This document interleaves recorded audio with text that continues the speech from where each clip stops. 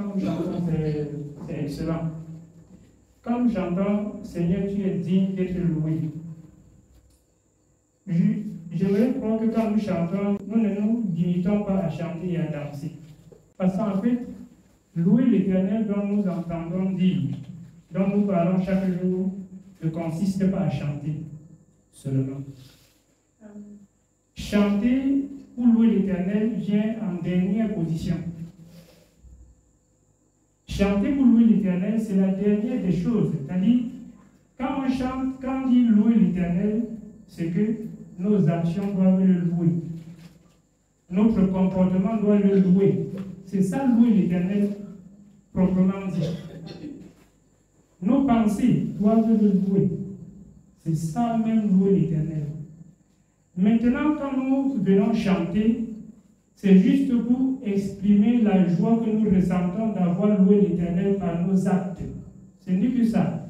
C'est pour cela que je dis, je ne suis pas en train de dire chanter des cantiques, des louanges à l'Éternel, c'est mauvais. C'est une très bonne chose. C'est ce que les anges font, nuit et jour. Mais souvenons-nous que les anges ne chantent pas ça dans le vide. C'est parce qu'en fait, ils ont loué l'Éternel avec tout ce qu'ils ont, avec leur être tout entier. Sinon, aucun ange ne pouvait chanter devant le Seigneur. S'il n'avait premièrement loué le Seigneur avec son être tout entier, il ne pouvait pas ouvrir la bouche pour chanter. C'est-à-dire, dans tes actions, tu mets tes actions, ça loue le Seigneur. Chanter maintenant, c'est exprimer sa joie, en fait, d'avoir loué le Seigneur avec son être tout entier. C'est exprimer sa joie comme ça. Mais si nous ne comprenons pas comme ça, nous allons toujours croire que je m'en veux louer le Seigneur. Oui, ça c'est ce qu'on dit souvent. Je vais à l'église, nous allons d'abord louer. Avant de chanter, là, il faut d'abord louer avant. Chanter n'est que l'accomplissement d'autres choses qu'on a fait plus tard. Ce n'est que l'accomplissement. Donc si moi je suis revenu un peu là-dessus, pour que nous puissions retenir ça de cette façon. Sinon, nous devons souvent chanter beaucoup et danser beaucoup et dire que nous avons beaucoup loué aujourd'hui. Et pourtant, au fond, nous n'avons pas loué. Amen. Pourtant, au fond, en fait, on n'a pas loué. On peut chanter même toute la nuit en prononçant le nom de Jésus, de Dieu. Mais en fait, on n'a pas loué, même pas une minute devant Dieu. On peut aussi ne pas chanter, mais on a loué. Dans tout ce que nous venons d'entendre, dans nos actions, dans nos faits et gestes, dans nos pensées, dans nos paroles. C'est ça. Amen. Donc que le Seigneur nous bénisse et que chaque fois nous ne nous limitons pas à cela. C'est-à-dire que nous puissions faire en sorte que quand nous arrivons ici pour chanter, que nous-mêmes, ou bien pour danser, que nous-mêmes nous ressentons en nous que bon, je danse comme ça pour exprimer la joie de ce que le Seigneur a fait pour moi. La joie de ce que j'ai mis la parole de Dieu en pratique. La joie de ce que l'Esprit m'a rappelé, comme il a dit dans sa parole. Il va vous rappeler toutes choses. Il m'a rappelé telle chose, et je n'ai pas résisté. Voilà pourquoi je danse. Voilà pourquoi je suis en joie. Voilà pourquoi je chante. Nous, si nous expérimentons, avant qu'on ne commence à lire, si nous expérimentons, nous allons voir que nous qui servons le Seigneur, quand tu arrives à écouter l'Esprit, c'est-à-dire sans différer, à écouter l'Esprit sans différer, et à faire ce que l'Esprit t'a dit sans tarder, il y a une joie qui se déverse dans ton cœur, et il y a des cantiques, c'est-à-dire ça sort seul, même si tu es en train de faire quoi, même s'il y a des gens que tu as peur de gêner, tu vas chanter en esprit. Nous voyons d'où ça sort. C'est-à-dire tu vas chanter des cantiques vont venir seuls. C'est-à-dire la joie de chanter, ça vient seul. Personne ne te rappelle qu'il faut qu'on loue maintenant. Là, c'est vraiment ça. Ça, c'est vraiment louer Dieu. Si nous adaptons notre vie de telle en sorte que quand nous nous retrouvons ici, nous chanter, quand nous nous retrouvons ici pour chanter, et que chacun de nous puisse se réjouir dans son cœur, voilà ce que j'ai pu faire.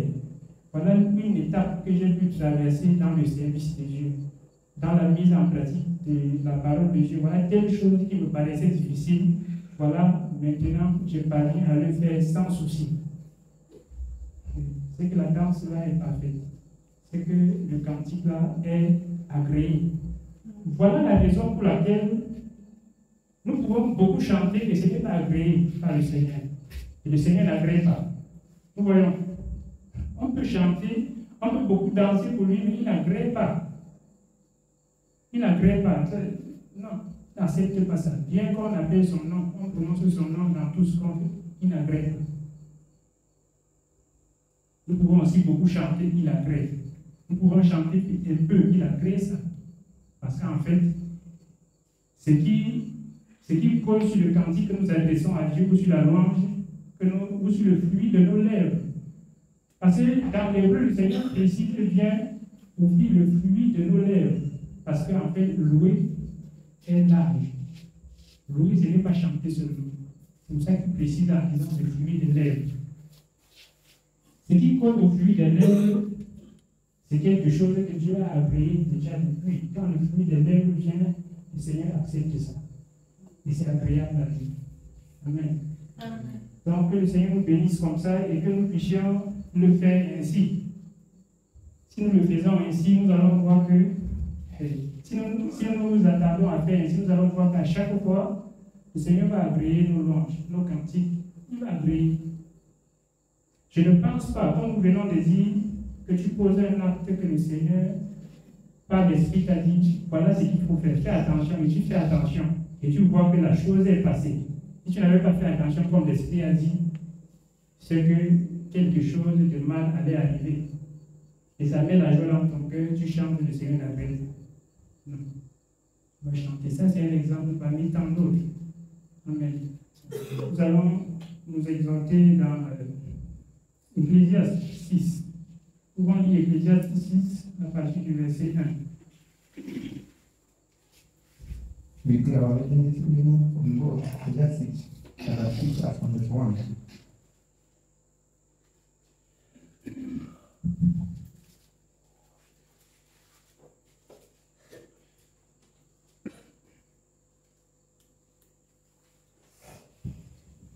Ecclésiaste chapitre 6, nous lisons à partir du verset 1.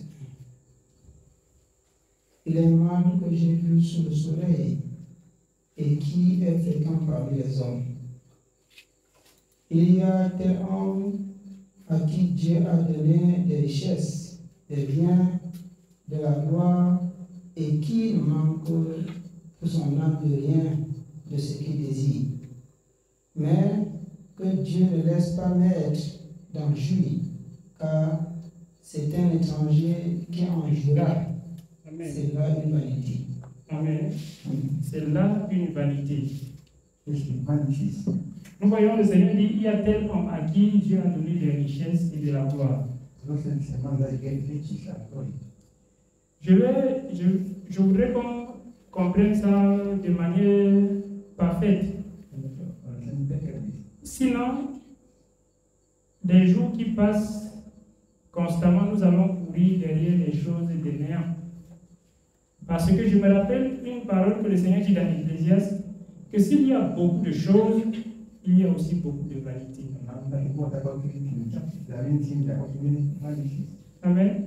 S'il y a plein de choses, il y a plein de vanité.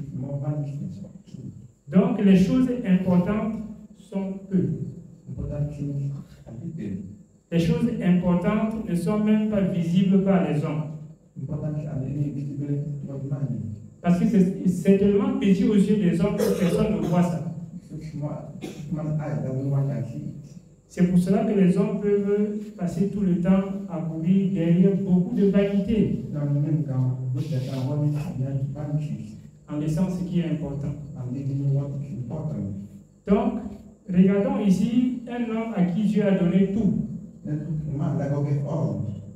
Et que normalement, son âme ne devait manquer de rien. Mais il n'est pas maître de tout cela. It's not the master of all things. Dieu ne lui laisse pas maître d'en jouir. Il ne jouit pas de tout cela. But no master, no judge of all things. Là, c'est encore une vanité. Il dit car c'est un étranger qui en jouira. What the vanity says, it's another way to judge him. Nous vivons dans ce monde. Et presque tous ceux qui sont ici sont grands. Nous tous, nous avons déjà rencontré plein de cas. Des personnes qui n'arrivent pas à jouir de leurs biens. Et ils en ont beaucoup. Donc, ce que le Seigneur dit ici n'est pas une parole en l'air, c'est quelque chose que nous vivons, que nous-mêmes nous pouvons témoigner.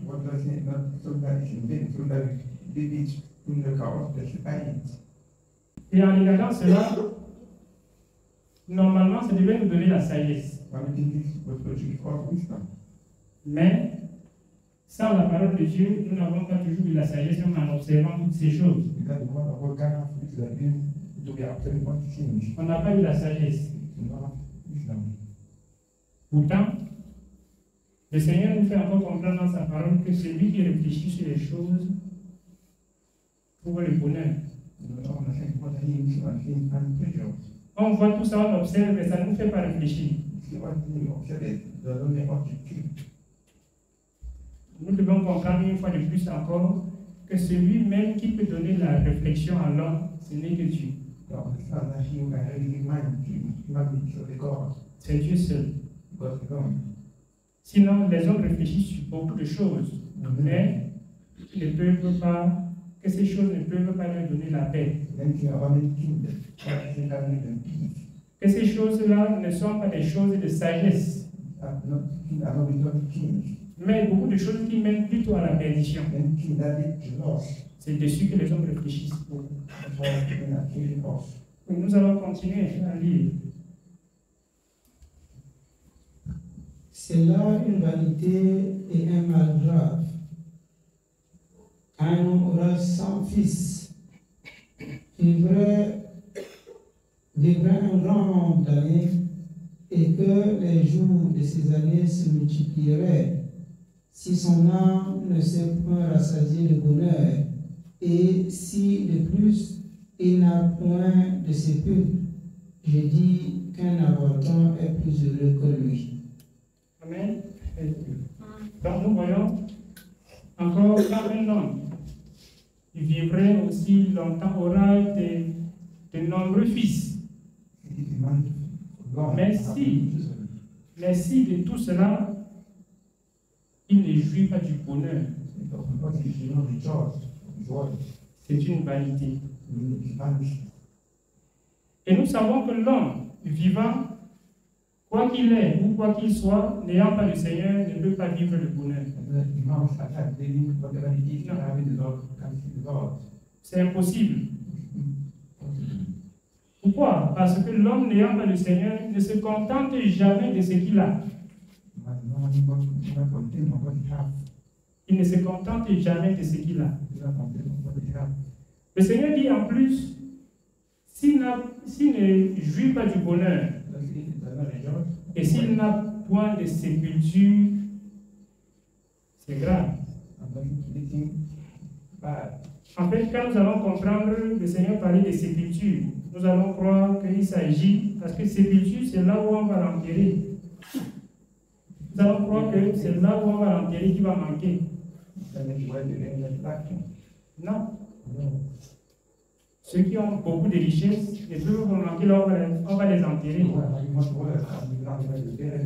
Mais il s'agit d'être reçu par le Seigneur. Sa sépulture. Sinon, tous les méchants, on les enterre. Tous les méchants, presque tous les méchants, on les enterre. Mais que mourant ne meurt pas avec le Seigneur, son âme n'est pas reçue par le Seigneur, c'est que c'est encore là une vanité. Si après avoir eu tout ça, et qu'il meurt, son âme ne retourne pas au Seigneur, still do not go to the Lord. C'est une vanité. And it's vanity. Parce que figurons-nous, ce ne sont pas tous les âmes qui retournent auprès du Seigneur pour y vivre encore. You know, also have to go to the Lord Jesus again. Il y a des âmes qui partent en enfer. As you slow down, go to hell. Et en enfer, on n'est pas près du Seigneur. And in hell, you're going beside the Lord.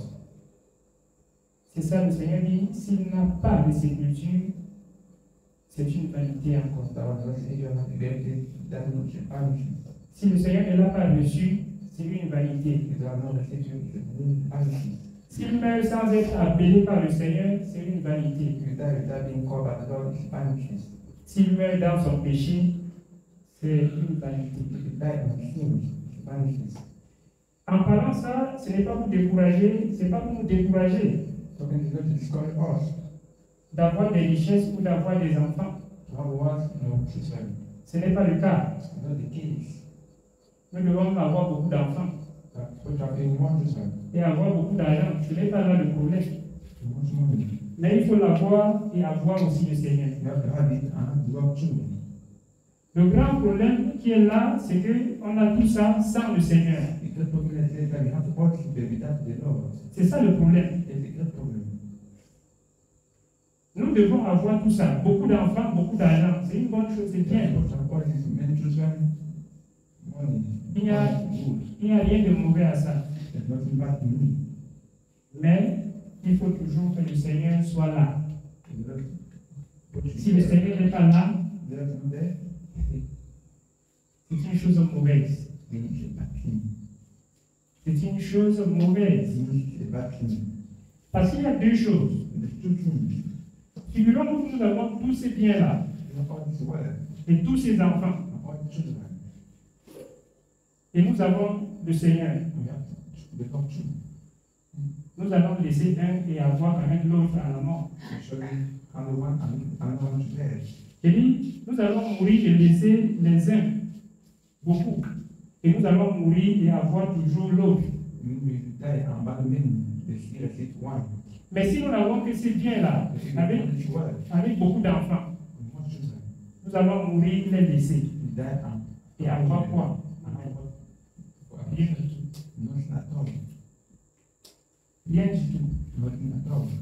La seule chose que nous pouvons avoir en ce moment-là, c'est une bonne chicotte pour nous fouetter. Peut-être que je n'avais pas entendu ceci, voilà.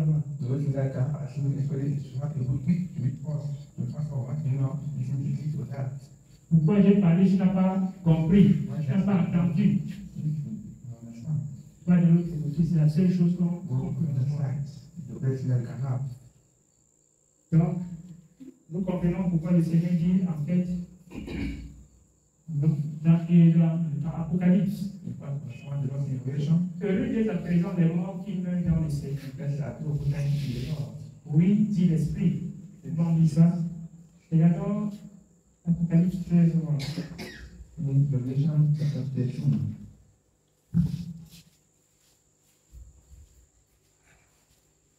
Oui, Apocalypse 14, 13.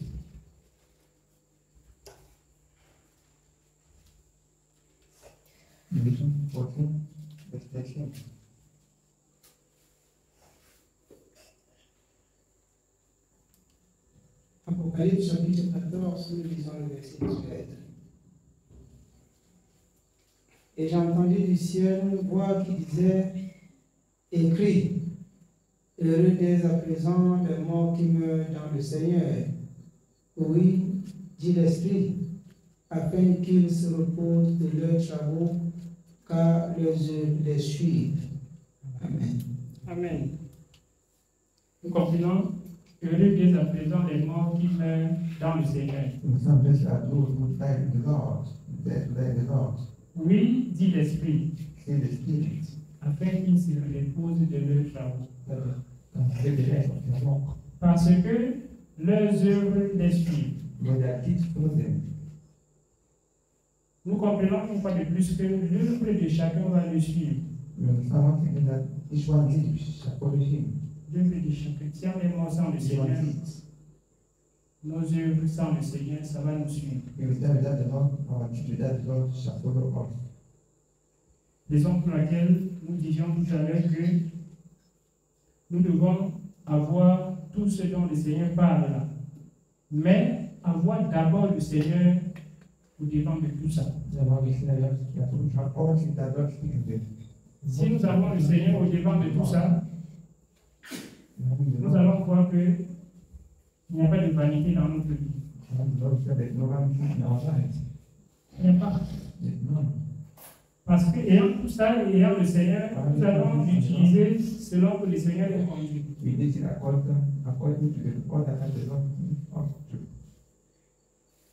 La vanité, c'est ce qui ne sert à rien. C'est ce qui ne sert à rien. C'est ce qui n'est pas utile.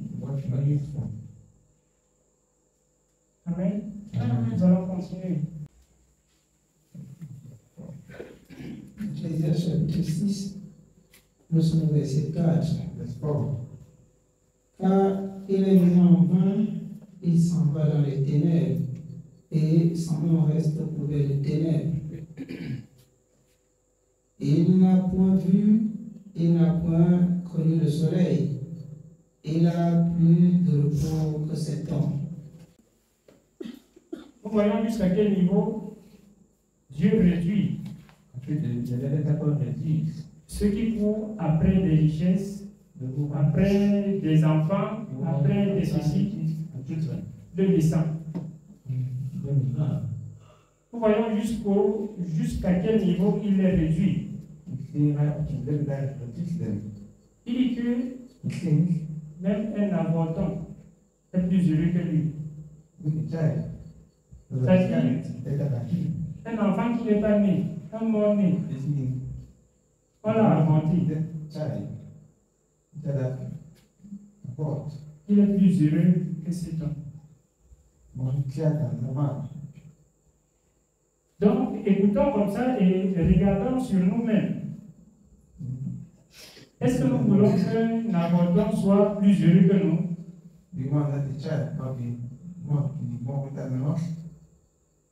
Non. Nous ne pouvons pas être réduits jusqu'à ce niveau-là. Et cet enfant n'a point vu le soleil. Il n'a rien vu, il n'a rien fait. Son nom même est couvert de ténèbres. Mais il est plus heureux que celui qui avait un grand nom, qui avait de la renommée dans le monde. Comprenons une fois de plus que la renommée sans le Seigneur, c'est zéro. C'est rien du tout. La renommée sans connaître son Créateur, ce n'est pas grand-chose. Parce que nous voyons, le Seigneur dit dans le Seigneur que nous, toute chose est comme l'herbe.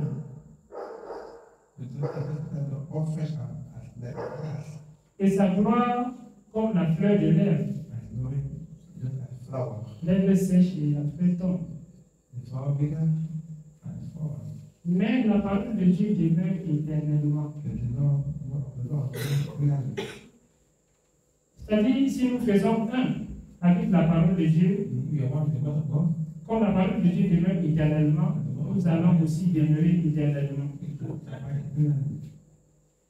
Si nous faisons tous nos efforts pour faire un, pour être un avec la parole de Dieu, pour être un avec le Seigneur Jésus, le Seigneur dit que si vous demeurez dans ma parole et que ma parole demeure en vous, voilà. Ok, c'est exactement ça. Ça, c'est dans Jean 15. Je crois que c'est le verset 7. Ou c'est 5 ou c'est 7. Vous pouvez lire. Donc, je suis que c'est ça.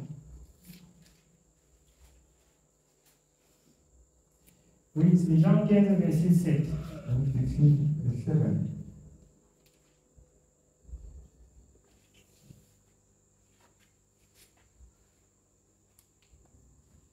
Jean chapitre 15, nous lisons le verset 7.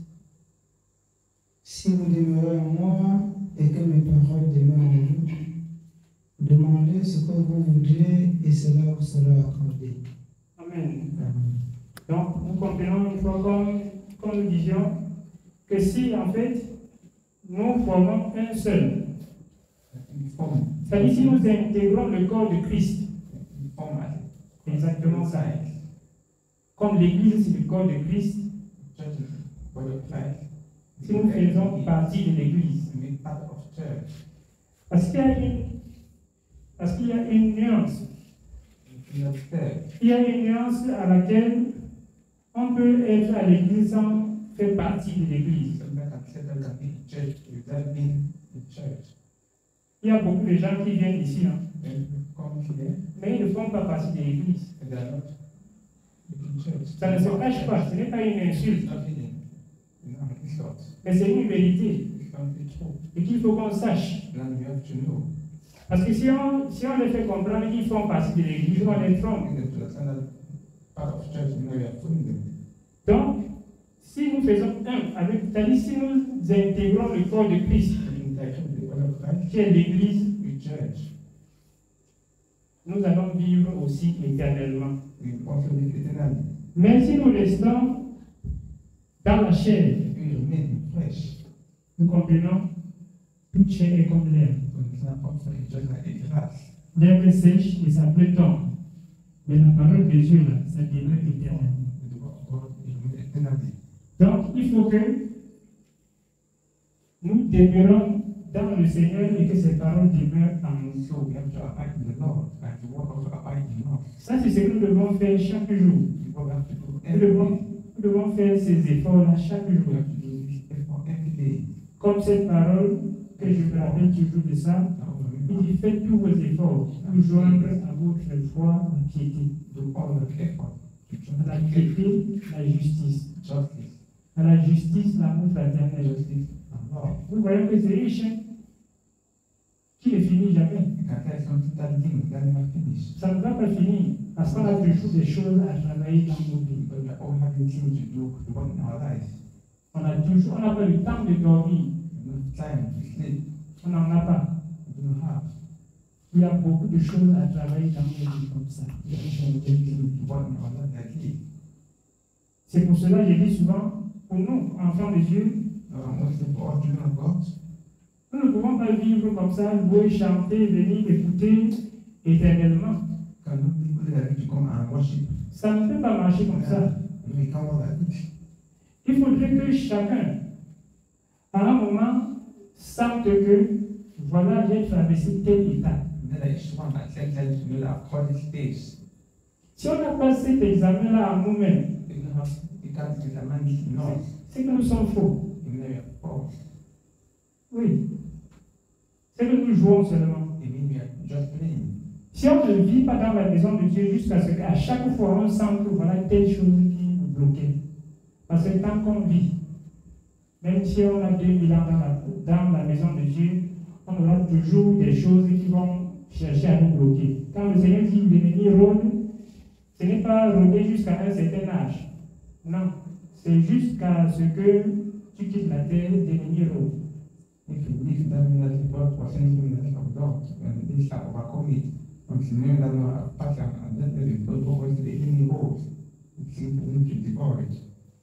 Comme je disais, nous, enfants de Dieu, nous n'avons pas le temps de dormir.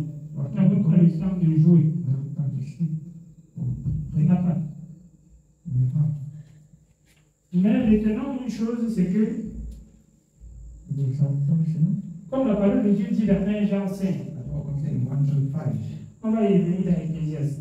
Dans 1 Jean 5, il dit le monde tout entier est sous l'empire du diable.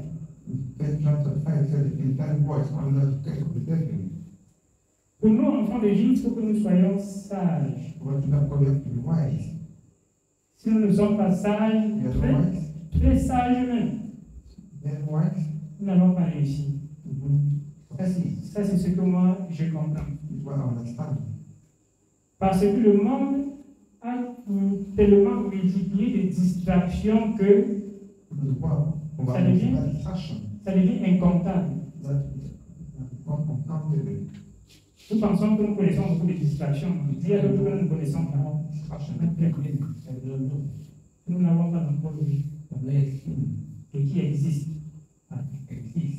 Le monde a multiplié beaucoup de distractions, tellement de choses nous distraient. Et ce n'est pas pour rien. C'est en fait en sorte que c'est en fait pour que personne n'ait le temps pour réfléchir sur sa vie. C'est pour, comme le Seigneur a dit dans Ecclésiaste toujours, qu'il a mis dans leur cœur la pensée de l'éternité. Si le monde ne multipliait pas les distractions de telle sorte, chaque être humain devait rester jusqu'à un moment donné parce qu'il a dans son cœur la pensée de l'éternité. Il va sursauter et réfléchir. Qu'est-ce qui se passe? Mais ces distractions, c'est pour tuer ça. C'est pour endormir cette pensée-là. La pensée de l'éternité. L'ennemi veut endormir ça. Si nous ne sommes pas sages, nous allons tomber dans le même. Il dit que non, c'est pour passer un peu le temps. C'est pour se déstresser un peu. Nous allons aussi dire ça.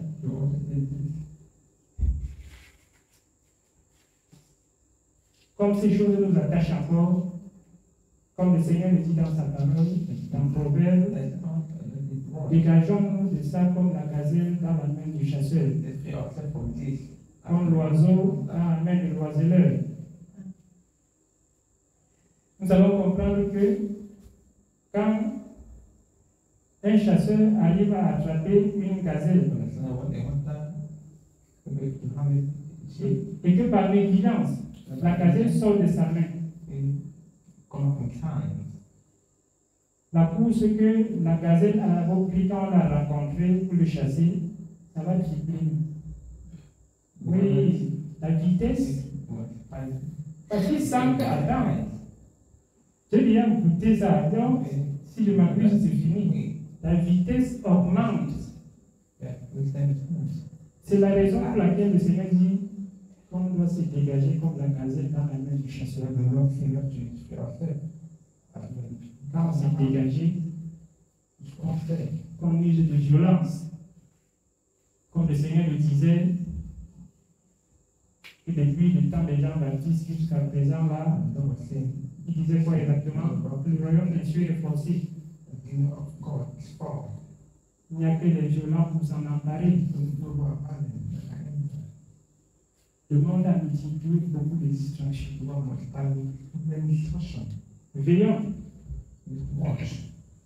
De sorte à ne pas tomber dans ces distractions. Même avec nos enfants. À ce que nos enfants ne tombent pas dans ces distractions. Sinon, nous serons un peu comme égoïstes. Amen. Oui, et que si je me sauve, bon, ça va, c'est le problème. Non. Moi, je vais revenir sur quelque chose que j'ai déjà dit, c'est que nous pouvons faire tout ça pour nous-mêmes. Hein. C'est une manière parfaite. Hein. On peut faire tout ça pour nous-mêmes. De manière parfaite.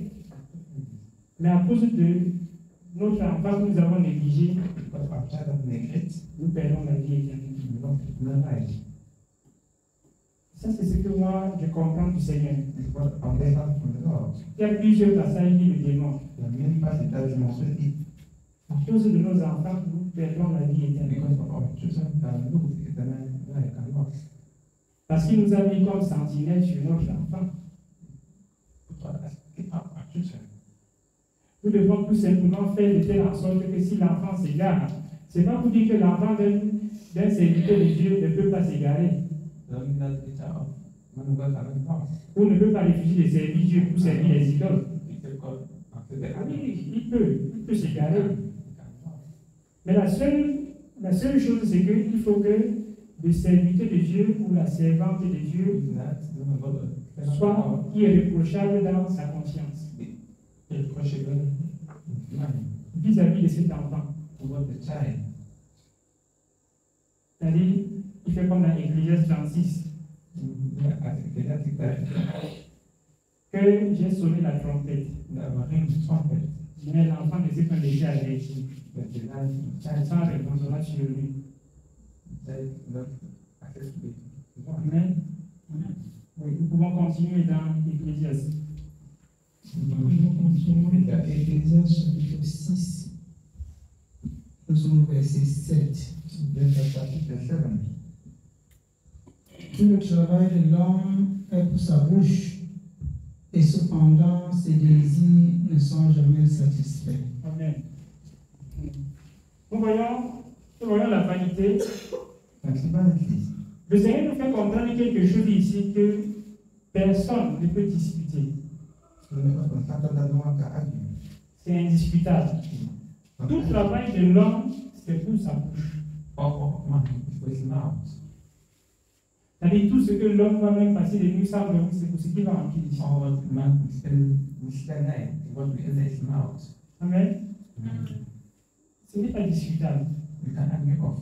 Mais cependant, il dit cependant, et cependant, ses désirs ne sont jamais satisfaits. Jamais. Nous voyons encore que l'homme désire beaucoup de vanité. Beaucoup de vanité. C'est pour ça qu'on va multiplier les heures de travail. Multiplier des, je ne sais pas, des réflexions. Se tourmenter. Et nous voyons pourquoi le Seigneur dit dans Proverbe. Dans Proverbe 23, il dit, ne te tourmente pas pour t'enrichir. Nous voyons que l'homme qui se tourmente beaucoup pour s'enrichir. Et même quand il est riche, ses désirs ne sont pas satisfaits. Pourquoi? Pourtant, normalement, étant riche, comme il s'est beaucoup tourmenté là, il a eu ce que 2 ans avant, il disait si j'avais ça, ça allait m'arranger. Amen. Il l'a eu. Il a eu cette chose, mais ses désirs ne sont pas satisfaits. Nous allons voir Proverbe 23. Proverbe 23. Au verset 4. Proverbe chapitre 23. Nous lisons à partir du verset 4. Ne te tourmente pas pour t'enrichir, n'y applique pas ton intelligence. Si tu poursuis, veux-tu poursuivre du regard ce qui va disparaître, car la richesse se fait des ailes, et comme l'aigle, elle prend son vol vers les cieux. Voilà. Ne te tourmente pas pour t'enrichir. Nous voyons quand le Seigneur dit, je crois que c'est dans Romains, que ce soit dans Romains ou dans Timothée, que si vous avez le vêtement et la nourriture, cela vous suffira. Si on a la nourriture et le vêtement, puisque tout le travail de l'homme, selon Ecclésiaste, chapitre 6, verset 7, là, c'est pour sa bouche. Si nous avons ça, ça nous suffit. Tout le travail de l'homme, c'est pour sa bouche. Et cependant, ses désirs ne sont jamais satisfaits. C'est pour cela que nous comprenons tout à l'heure que dans le monde où nous vivons, dans le monde où nous sommes, il n'y a qu'un enfant de Dieu pour être satisfait de sa situation. En dehors de ça, rien. Personne n'est satisfait. Même le président n'est pas satisfait de sa situation. Oui, il veut devenir quoi maintenant? Il n'est pas satisfait de sa situation. C'est pour ça qu'après, il veut bagarrer pour ceci, pour cela. n'est pas satisfait.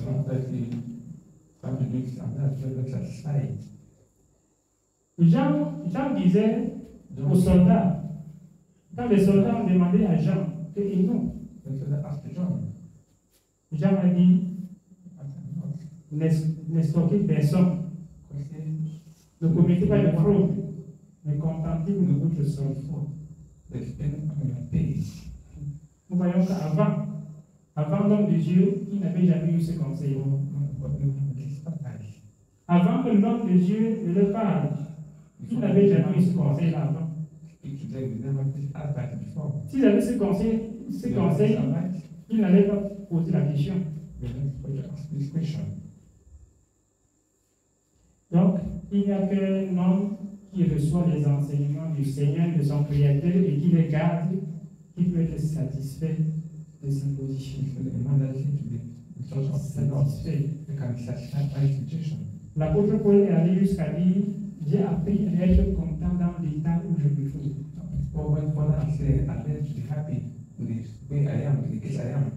Nous voyons un serviteur de Jésus qui a tellement travaillé que dans n'importe quel état où il se trouve, il est content.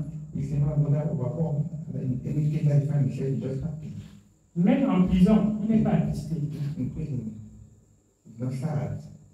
Il dit, mais ça c'est un travail de longue haleine, ça c'est un travail, un bon travail. Et c'est un travail que nous tous, nous devons faire. Jusqu'à ce que dans n'importe quel état, nous soyons contents. Quand on le met, il y a même naufrage. Il n'est pas troublé. Est-ce que nous sommes toujours contents dans l'état où nous nous trouvons? Pas encore, n'est-ce pas? Il y a des moments, j'ai fait quoi, Dieu, j'ai fait quoi, Dieu. Je ne suis pas content de l'état. Je vais réfléchir à ce qui se passe et être patient pour attendre le secours de l'Éternel. On se lamente.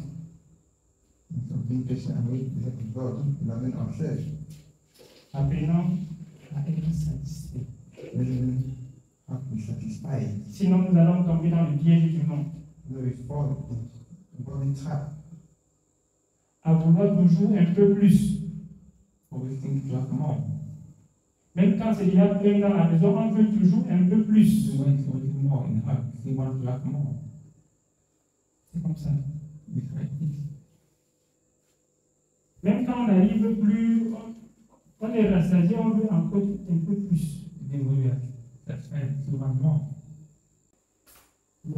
Mais il n'est jamais satisfait. Tout ce que nous pouvons faire, tout ce que tout homme fait comme travail, c'est pour manger, pour s'habiller, pour acheter les médicaments. Ça, c'est ce que les hommes appellent la sécurité sociale. Tout ça, ça va là, c'est pour nourrir le corps. Tout ça. Oui, c'est pour le corps.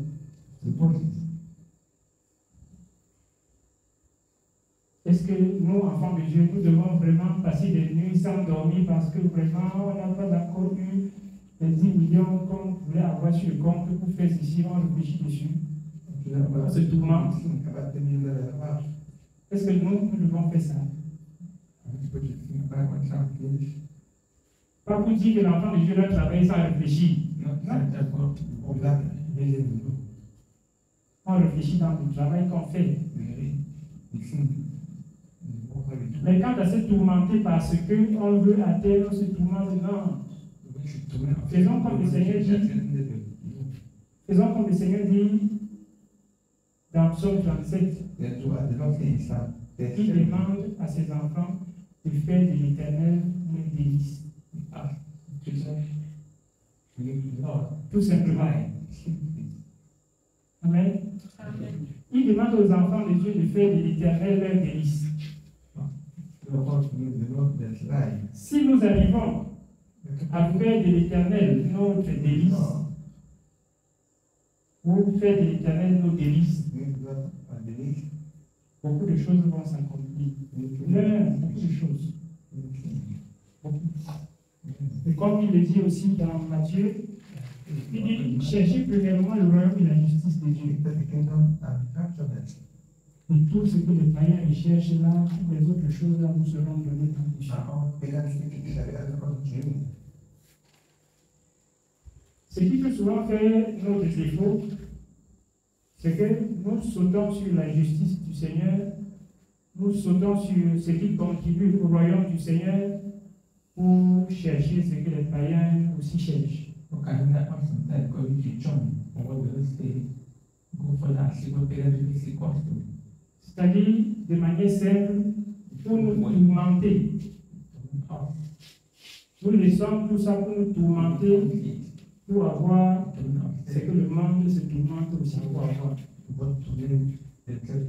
C'est ça qui peut souvent faire notre faute, en sorte que nous ne puissions pas avoir ça. You can have it. Parce qu'en fait, nous, croyant au Seigneur, nous sommes différents du monde. But I'm thinking that in what? Le monde peut se tourmenter et avoir. We can do the same I have. Amen. Le monde ne connaît pas Dieu. Because they don't know God. Les autres peuvent se tourmenter jusqu'à corrompre même, et ils sont. Mais pour nous, qui sommes enfants de Dieu, si nous laissons ce qui est prioritaire, voilà, pour courir vers ce qui est secondaire, le Seigneur ne va pas nous exaucer. Amen. Il ne va pas nous exaucer. Donc, nous continuons. Ecclésiastes, on continue au verset 8. Car quel avantage le sage a-t-il sur l'insensé? Quel avantage a le malheureux qui sait se conduire en présence des vivants? Ce que les yeux voient est préférable à l'agitation des désirs. Voilà, donc c'est aussi simple que ça pour les enfants de Dieu. Ce que les yeux voient, préférable à l'agitation des désirs. On entend souvent un plat de nourriture de quelqu'un, parce qu'il a entendu que dans le poulet déjà arrive, il dit non, j'attends le poulet déjà. Et après, ça peut ne pas arriver. Ça peut ne jamais arriver. Ça peut arriver que ça s'est baissé en haut. Amen. Ce que les yeux voient est préférable à l'agitation des désirs. Je veux. Est-ce que tu as d'abord rendu grâce à Dieu pour ce qu'il a mis à ta disposition?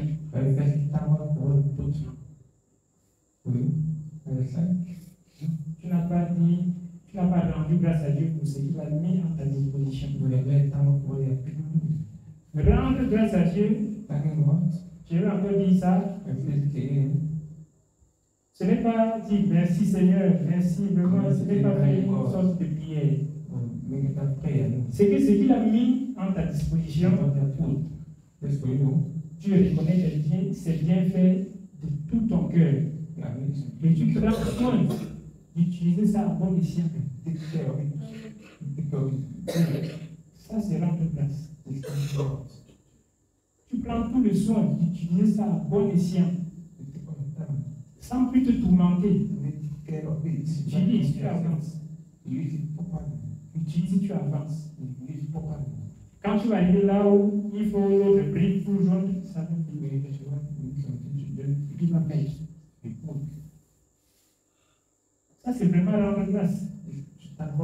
Mais le Seigneur dispose de quelque chose. Dès qu'on a adressé une petite prière, merci Seigneur pour ce que tu as fait vraiment. Personne n'a jamais fait ça. Du coup, on est sauté dessus, on commence à dire bon, si je ne peux pas avoir maintenant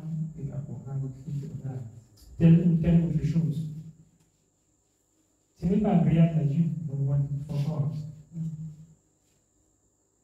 Nous ne sommes pas différents. Si nous faisons de la sorte, nous ne sommes pas différents de ceux qui disent si j'avais telle chose maintenant, c'est la même sinon. Qu'est-ce que je peux encore demander? Qu'est-ce qu'il peut encore demander à Dieu? Oh, bah, parce que je God. Et Dieu comprend. Understand? Que s'il y avait telle chose, Dieu va encore demander quoi à Dieu? Well, I'm not going to ask for God. L'homme No. qui ne connaît pas Dieu est éternellement insatisfait.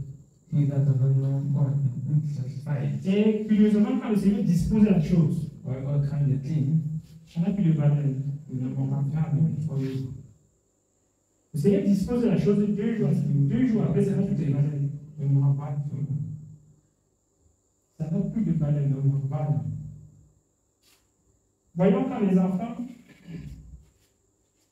disent souvent à leurs parents, dans son cœur, il est convaincu que s'il a la PlayStation 3, c'est que lui va encore demander quoi? Mais si le children are convinced that the aspect is trying to appeal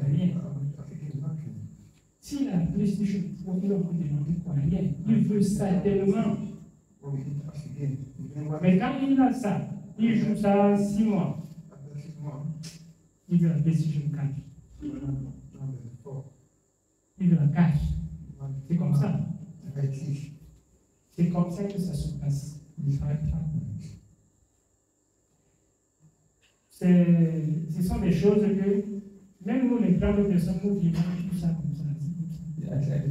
Mais quand nous sommes convertis au Seigneur, ça doit drastiquement changer. Ça doit changer automatiquement. Totalement. Il faut que ça change. C'est pour cela que j'ai dit, rendre grâce au Seigneur pour ce qu'il a disposé pour nous. Ce n'est pas une courte prière qu'on a chanté au Seigneur pour lui dire merci. C'est de se concentrer sur ce qu'il a disposé pour nous là. Utiliser jusqu'à ce qu'il sente que non, l'enfant était vraiment dans le besoin.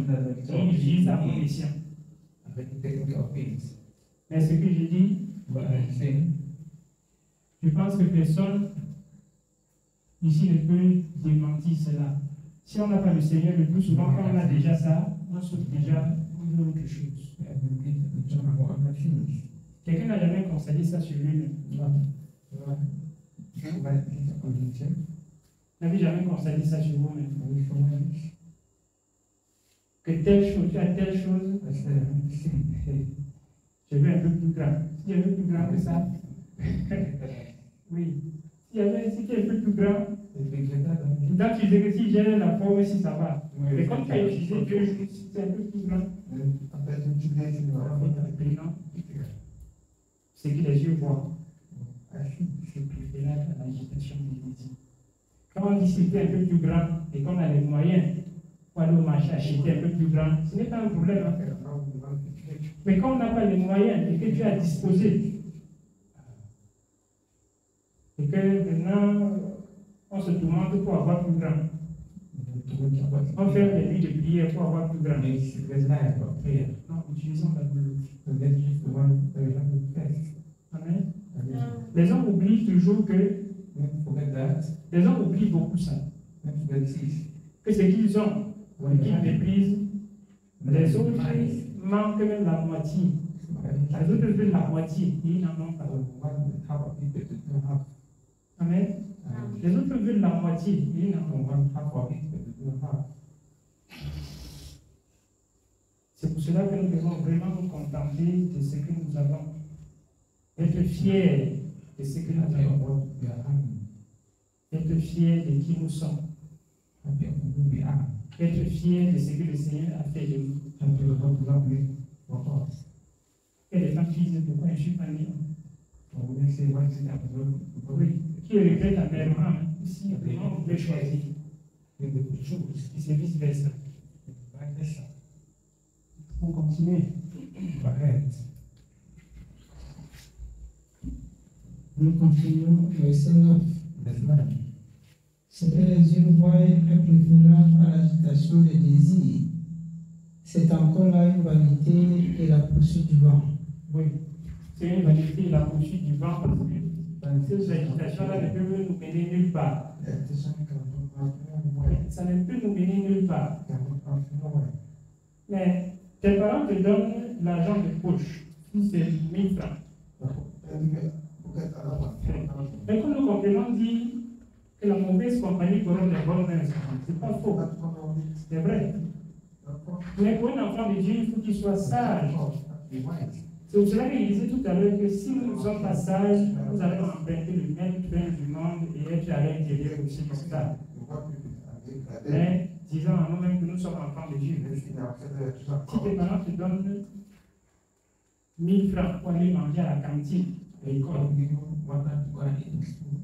mais comme tu as des amis à qui on donne 5000, directement ça devient un problème pour toi. Est-ce que c'est normal? Ça devient un problème. Il fallait qu'on te donne aussi 5 000. Il fallait qu'on te donne aussi 5 000 chaque jour, comme l'autre. C'est la vanité. Hein? Parce que ces 5 000, tu ne peux pas les utiliser de manière rationnelle. Beaucoup de gaspillage vont entrer en jeu. Amen. Beaucoup de gaspillage vont entrer en jeu. Utiliser de manière rationnelle, ça ne sera pas possible. Alors que les 1000 francs que tes parents te donnent, ils savent que tu dois l'utiliser de manière rationnelle. Et du coup, on veut et on entre dans le chemin du monde qui va nous mener là où on ne veut pas, là où on n'aime pas. Là où ça va nous causer beaucoup d'envie après.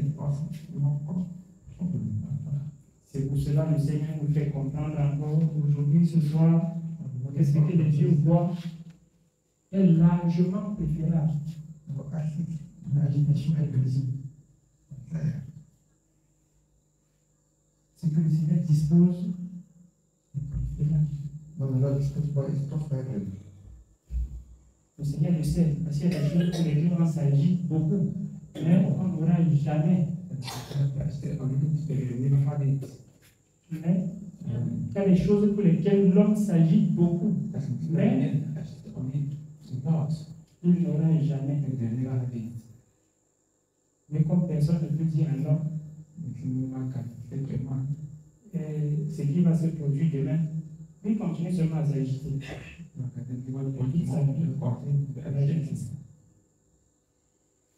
Nous continuons dans l'Ecclésiaste. Nous continuons dans l'Ecclésiaste, nous sommes au verset 10. Ce qui existe a déjà été appelé par son nom. Et l'on sait que celui qui est homme ne peut contester avec un plus fort que lui. S'il y a beaucoup de choses et il y a beaucoup de vanité, quel avantage devient-il à l'homme? Car qui sait ce qui est bon pour l'homme dans la vie?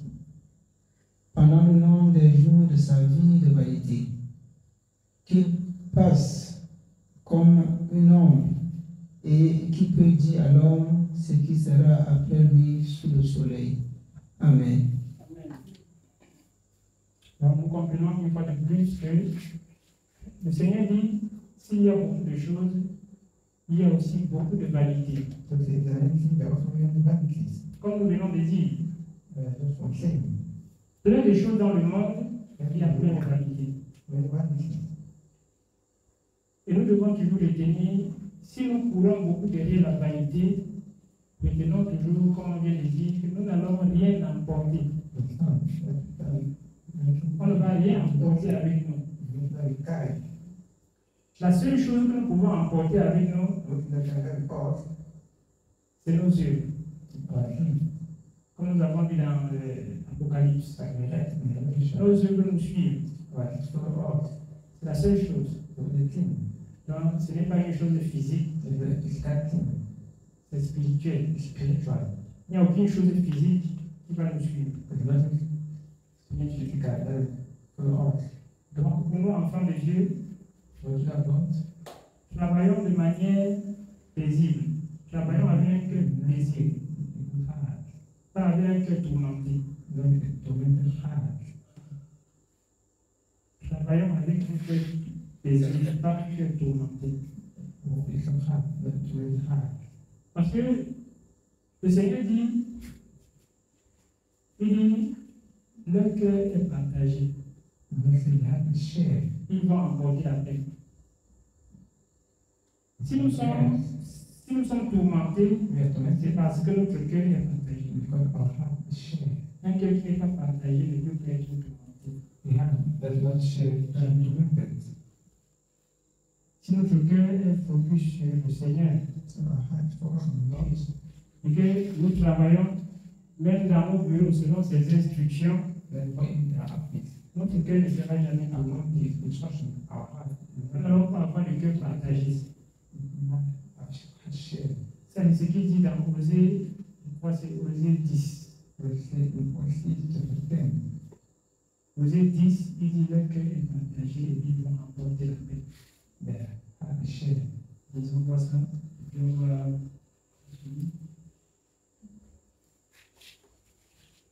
nous allons voir le verset 2.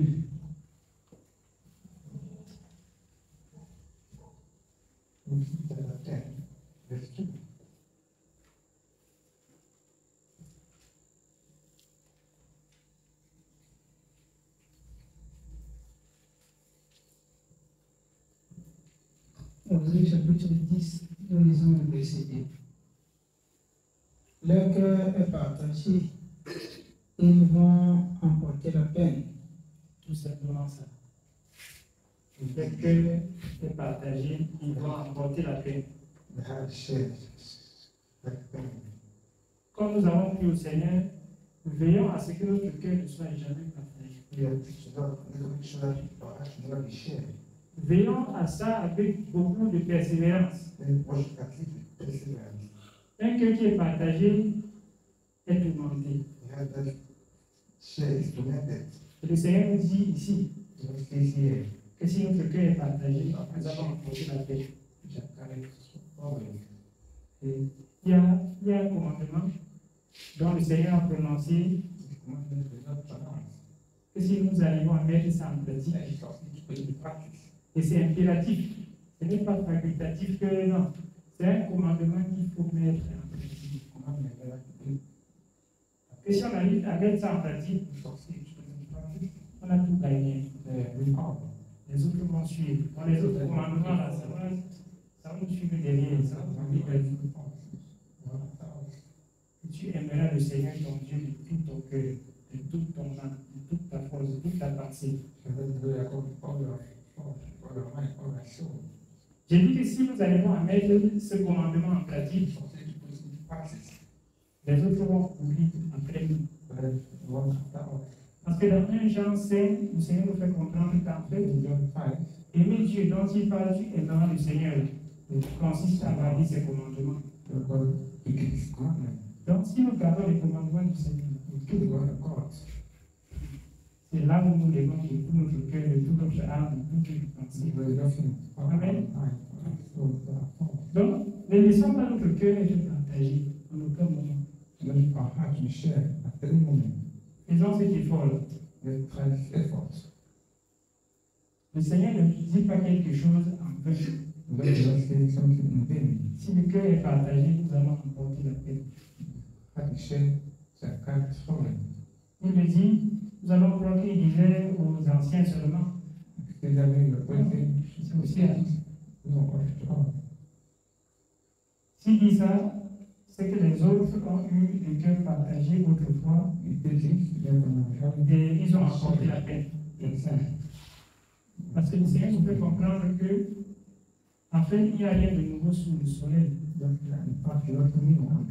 a rien de nouveau. Rien du tout. Hein? Ce qui est a déjà été. Ce qui est là, disons un peu Ecclésiaste chapitre 1.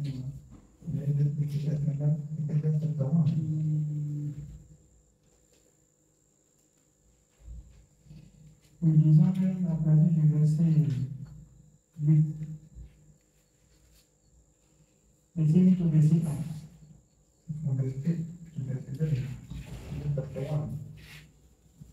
Ecclésiaste chapitre 1. Et verset 8 au verset 11, nous lisons. Toutes choses sont un travail au-delà de ce qu'on peut dire. L'œil ne se rassasie pas de voir et l'oreille ne se rassasie pas d'entendre. Ce qui a été, c'est ce qui sera, et ce qui se fait, c'est ce qui se fera. Il n'y a rien de nouveau sous le soleil. S'il y a une chose dont on dit, voici ceci, c'est nouveau. Cette chose existait déjà dans les siècles qui nous ont précédés. On ne se souvient pas de ce qui est ancien et ce qui arrivera dans la